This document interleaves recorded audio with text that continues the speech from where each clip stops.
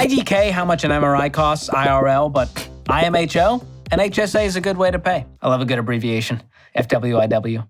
Stop it. Get some help. What's up, guys? I'm George Kamel, and today we're talking about one of my favorite three-letter acronyms, HSA, and it stands for Health Savings Account. And it's a special savings account that can help you pay for medical expenses tax-free. Think of it like an emergency fund just for medical costs. That's the TLDR. LOL. Stop! Am I actually laughing out loud? No. But no one does. Hey, when your buddy texts you LOL, they didn't laugh at your joke. They're just trying to make you feel better.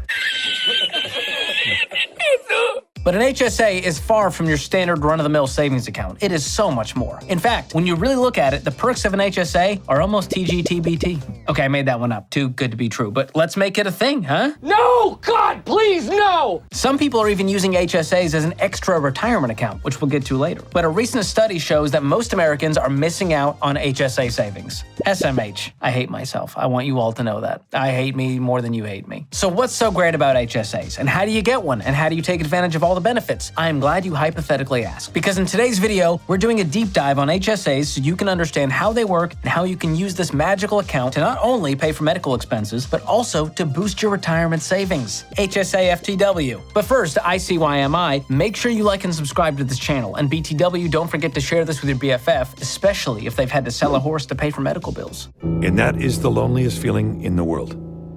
Okay, let's start with eligibility. Not everyone can just go open a health savings account willy-nilly. You've got to meet some basic criteria. So here's what must be true for you to open an HSA. You're at least 18 years old and no one can claim you as a dependent on their tax return. You're not enrolled in Medicare, and you're enrolled in a qualified high-deductible health plan. And here's why. A higher deductible means you'll need to pay more out of pocket before your insurance kicks in. But in exchange, you get lower monthly premiums and the option to put money into an HSA to save up for those medical costs. So if you meet all of the criteria, congratulations.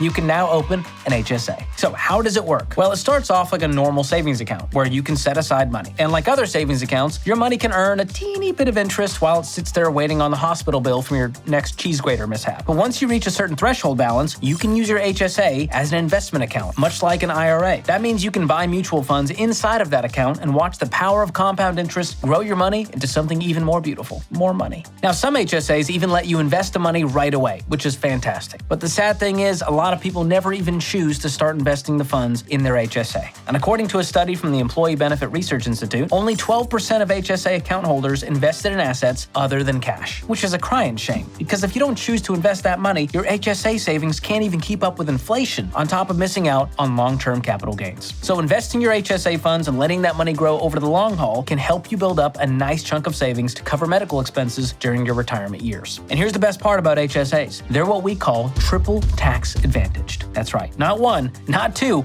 but a whopping 3 tax advantages. It's the best triple threat known to man, right behind Hugh Jackman. I mean, the guy can act, he can sing, he can dance, and I bet he has an HSA to boot. Fantastic. Enough Hugh Jackman clips. What did we say? But tone it down. So let's talk triple tax benefits of the HSA. First tax benefit, contributions are tax-free. So if you have a job, you're probably well aware that Uncle Sam takes a big old cut of every paycheck. It's called income tax. One of the best perks of a health savings account is that you don't have to pay income tax on the money that you put into your HSA. And that can happen in a couple of ways. The first is through a pre-tax payroll deduction. This means your employer drops whatever HSA funds you've earmarked to come right out of your paycheck into your HSA account. Now, that money isn't counted as income, so it can't be taxed. Cha-ching! Take that, IRS. Or more accurately, don't take that. Yeah, how do you like not taking that?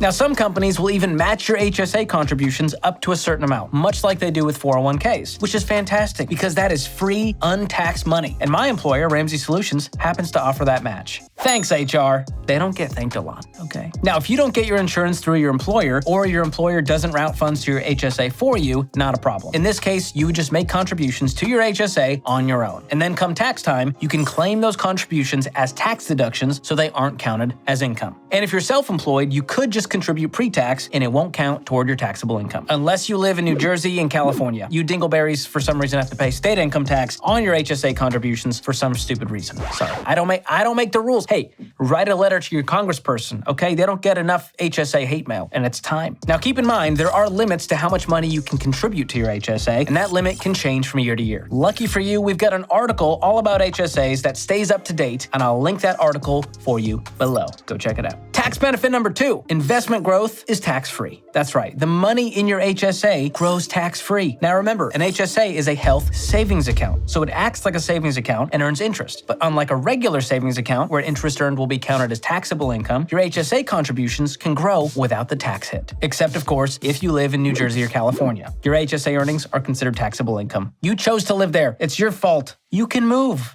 Who's stopping you? You don't like your family that much. Get out of there. Don't come to Tennessee. We're full in Tennessee. Occupado. Keep moving. Go on, get! Tax benefit number 3. Withdrawals are tax-free for qualified medical expenses. So with an HSA, you're setting aside money for medical expenses. So whether it's this year or 10 years from now, you can take that money out tax-free for qualified medical expenses. Now, my HSA gives me a debit card, so I can easily use the funds in my account to pay for those qualified medical expenses at the doctor's office, online, or at the pharmacy. So what exactly counts as a qualified medical expense? Well, you might be surprised. It's a lot more than just hospital bills and hemorrhoid cream. So much more, you could almost write a song about it. Hopped out the car at the CVS, need some sunscreen for my skin.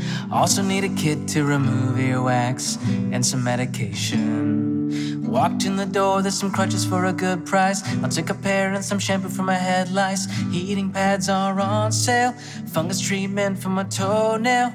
My tummy's turning and I'm feeling kinda queasy. Grab some Tums and keeps it breezy. That's when the pharmacist came with the Sudafed, and the cashier's name was Sean.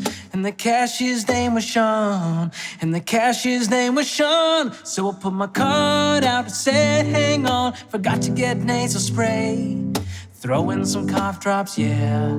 Wipes for my glasses, yeah. And then I put my card out and swiped it real strong. You know what's how I'm gonna pay. Hey, yeah, yeah, yeah. I just bought it with my HSA. Yeah, yeah, yeah, yeah. I just bought it with my HSA. Check with your HSA provider for a complete list of qualified medical expenses. Anyway, on top of the triple tax advantage, there's something else that makes HSAs really attractive. Once you turn 65, you can withdraw funds from your HSA for whatever you'd like with no penalty, not just qualified medical expenses. And at that point, it starts to function sort of like a traditional IRA. Now, caveat, you'll have to pay taxes on those funds that you take out if they're not qualified medical expenses, just like you would with a traditional IRA in retirement. But it's still nice to be able to access that money that's been growing for years without penalties. So consider it like a bonus retirement account. Now, another side note there, you won't be able to contribute to your HSA after you turn 65, but don't worry, you can still use whatever money is in there tax-free for medical expenses. So by now you can see why I have an undying, burning passion for the HSA. It is so much more than just a piggy bank for medical expenses. With tax-free contributions and tax-free growth, it can be an incredible tool to help you save and invest for retirement, along with your good old trusty 401k and Roth IRA. Oh, and you might be wondering, what about that thing, flexible spending accounts, or FSAs? Well, they're similar to HSAs in the sense that they also help you save up for medical expenses without paying taxes on the money you put into the account, but there are also some major differences. You see, with flexible spending accounts, the money that's in there doesn't roll over year to year. So if you don't use it, you lose it. Turns out flexible spending accounts, not so flexible. I'll save all the details of flexible spending accounts for another juicy video. But long story short, if I had my way, I would go with an HSA over an FSA any day. So is an HSA right for everyone? Probably not. Remember, you can only have an HSA if you have a high deductible health plan or HDHP. And depending on your situation, that may not be the best type of coverage for you and your family. So take a look at your medical history and do a little math to help you decide on the right type of coverage. And if you do choose an HDHP, make sure you take advantage of that HSA connected to it. All right.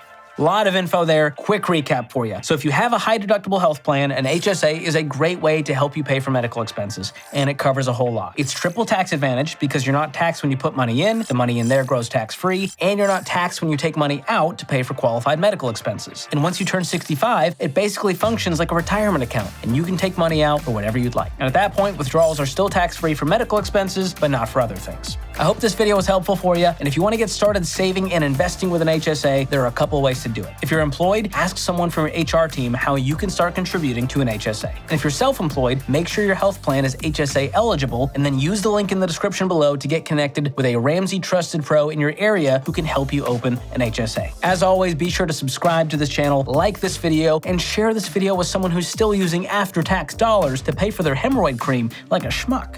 Thanks for watching. See you next time.